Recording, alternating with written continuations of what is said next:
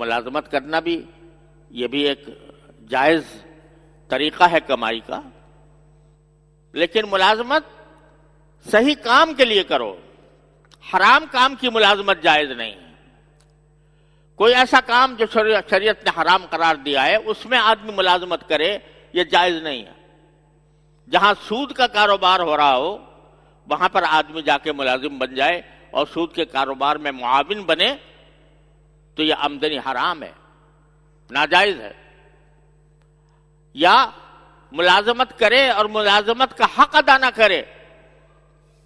یعنی جتنا وقت اس کے ذمہ فرض ہے کہ جتنا وقت وہ ملازمت کو دے اس میں اگر وہ کٹوتی کر لے، 8 گھنٹے کی ملازمت ہے اور 2 گھنٹے فضول گزار دیے، تاخیر سے پہنچا یا آخر میں جا کر جلدی اٹھ کے چلا گیا، جتنا وقت دینا چاہیے تھا وہ اتنا وقت نہیں دیا، تو یہ تمہاری تنخواہ کا وہ حصہ حرام ہے جس میں تم نے پورا وقت نہیں دیا۔